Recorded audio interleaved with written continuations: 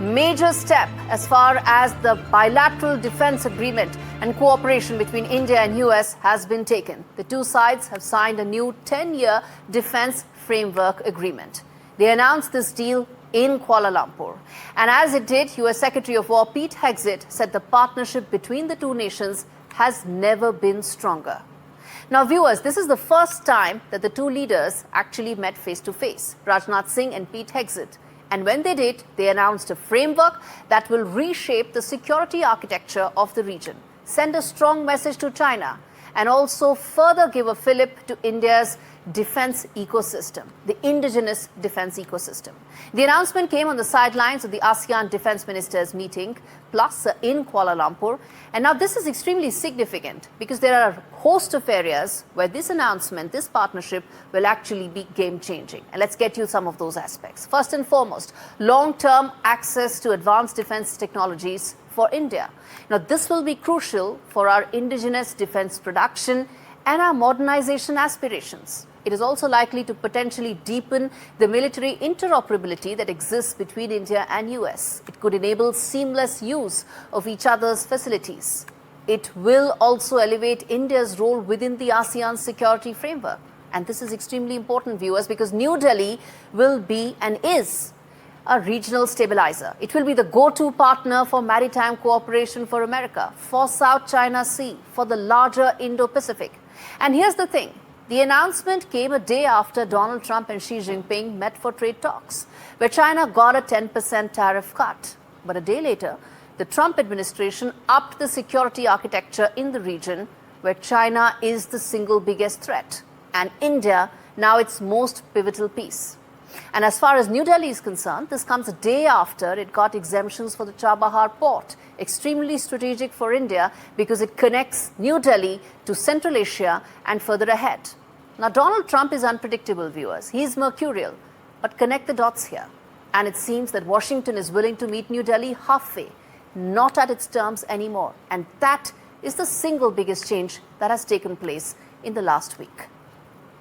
All right, to talk more on this, let's get in P. Shankar, former ambassador to the US, to talk more about what all has changed and how one should really be reading these latest developments. Ambassador Shankar, thanks so much for speaking to me on India Sense. Let me start by asking you about the defense framework that has been signed between India and the US. The first time the two leaders met, they've called the relationship better than ever, and a defense framework that many feel could actually be probably a big game changer for the two.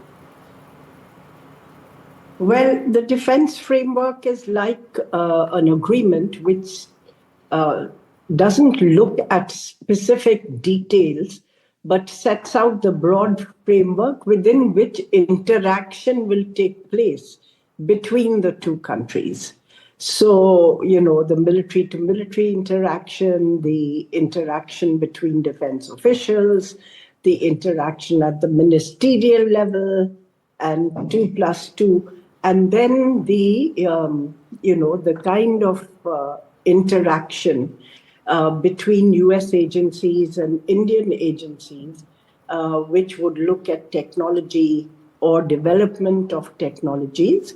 So this framework has been in place for the last, I think, almost 30 years, for 15 years at a time. So it's a renewal in a sense. I have not had the time to really go through and see if there are any new elements in it. Yes. But it's good that the framework has been finalized because there's been a turbulence in the relationship. I was coming to just between India and the US on account of trade tensions. I was coming to just that, Ambassador, which is that this commentary, this talk and this framework coming at a time when there's been a lot of tensions, a lot of back and forth, and to many not a lot of meeting of minds, so to say. So in the context of the present tensions, this is extremely significant.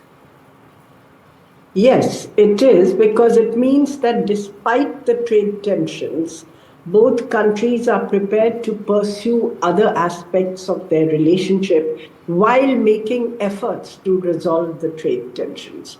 From India's point of view, it would mean that some kind of via media is reached with regard to Russian oil purchases, with regard to tariffs, and other elements which are under discussion with the US.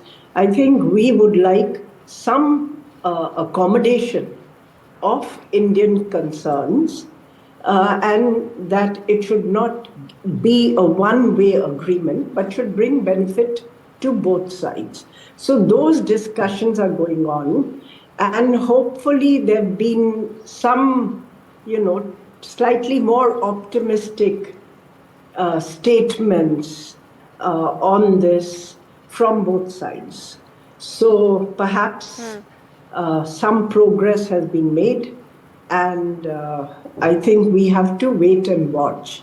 But the signals we've been getting from institutional Washington right from the beginning is that they would like the partnership to continue, and there's continuity in approach. So you had the 2+2 meeting, yes, of the defense secretaries and the foreign secretary. Yes. You've had other military exercises in which both countries have participated. The US has participated in Indian exercises. Indian military has participated in US exercises off Alaska.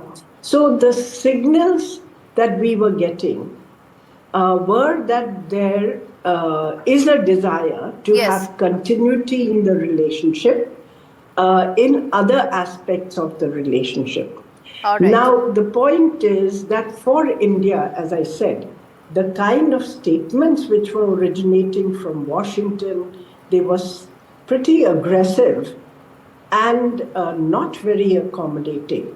So despite these signals, there was concern here whether the relationship could go off the rails or there would be some, pullback. And I think that's the single biggest takeaway.